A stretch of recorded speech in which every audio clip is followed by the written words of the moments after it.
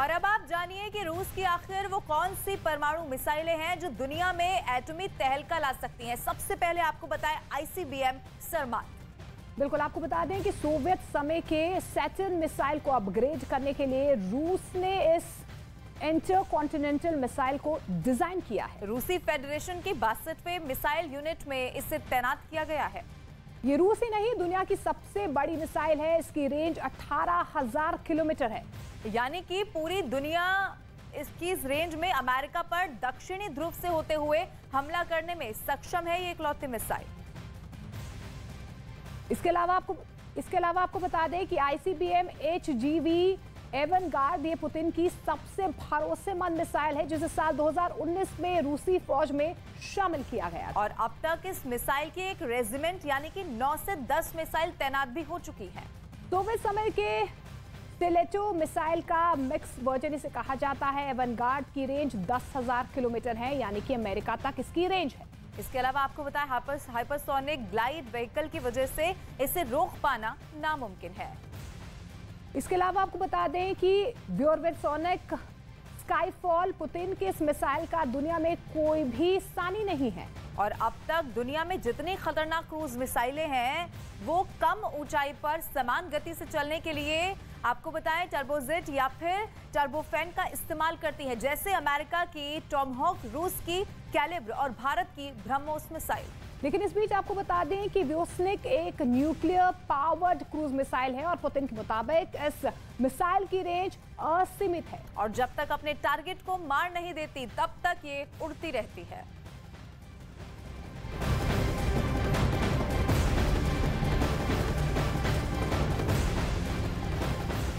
और इस बीच आपको बता दें यूक्रेन ने रूस पर बड़ा आरोप लगाया है। यूक्रेन का आरोप है कि नए साल की पूर्व संध्या यानी कि 31 दिसंबर को कीव पर हुए हमले के लिए रूस ने अपने एयर डिफेंस सिस्टम S-300 और S-400 मिसाइलों का इस्तेमाल किया था। यूक्रेन के इस आरोप का खंडन अभी तक रूस ने किया भी नहीं है। यूक्रेन के इस आरोप के बाद रूस की मिसाइलों से जुड़े कई सारे सवाल भी खड़े होने लगे हैं।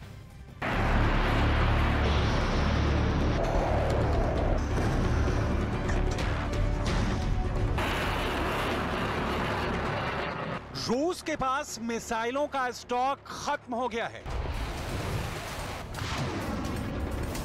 पुतिन का मिसाइल गोदाम खाली हो गया है। 400 दिन से जंग जारी, रूस ने यूक्रेन पर 5,000 मिसाइलें मारी। यूक्रेन के शहरों पर रूस 400 दिनों से ताबड़तोड़ हमले कर रहा है। शहरों पर ज्यादातर हमले मिसाइलों से किए जा रहे हैं। लेकिन इस बीच यूक्रेन ने रूस पर एक बड़ा आरोप लगाते हुए दावा किया है कि 31 दिसंबर को कीव पर हुए रूसी हमले में रूस के एयर डिफेंस मिसाइलों का इस्तेमाल किया गया।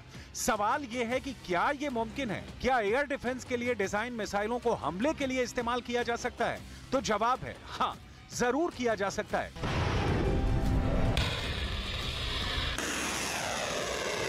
यूक्रेन ने दावा किया है कि नए साल की पूर्व संध्या पर रूस ने कीव पर साल का सबसे बड़ा हमला किया था, जिसमें कीव धुआं हो उठा था।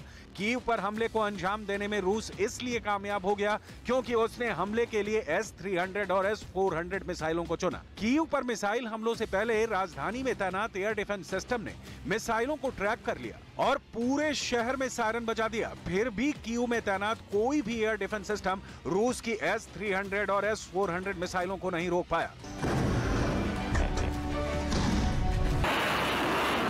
यूक्रेन के डिफेंस एक्सपर्ट्स का कहना है कि यूक्रेनी शहरों पर हमले के लिए रूसी सेना S-300 का चुनिंदा इस्तेमाल कर रही है। इन मिसाइलों को खास तौर पर हवा में किसी गतिशील टारगेट को मार गिराने के लिए डिजाइन किया गया है।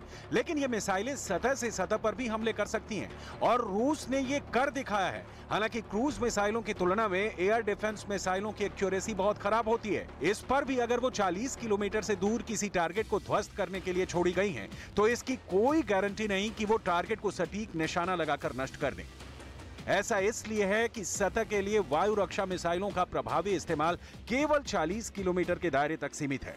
40 किलोमीटर के दायरे को लांघते ही ये मिसाइलें रेडार के काबू से बाहर हो जाती हैं। फिर ये कहां गिरेंगी ये कोई नहीं जानता। यूक्रेनी डिफेंस एक्सपर्ट बताते हैं कि जैसे ही S-300 मिसाइलें रूसी रेडार से गायब होती हैं, इन पर रूसी सेना का नियंत्रण खत्म हो जाता है। रेडार के रेडियम को लांघने के बाद ये मिसाइलें बस कहीं गिर जाती हैं। यूक्रेन का आरोप है कि रूस इन मिसाइलों के जरिए यूक्रेन में ज्यादा से ज्यादा तबाही मचाना चाहता है, इसीलिए वो इनका इस्तेमाल करता है। रूस इन मिसाइलों से 100 से 200 किलोमीटर से ज्यादा दूरी के टारगेट को निशाना बनाता है। यही कारण है कि रूस की मिसाइलें कीव में गिरती जरूर हैं, लेकिन ये जरूरी नहीं कि रूस जो लक्ष्य साध कर इन्हें छोड़ता है, ये उसे हिट कर पाती हैं।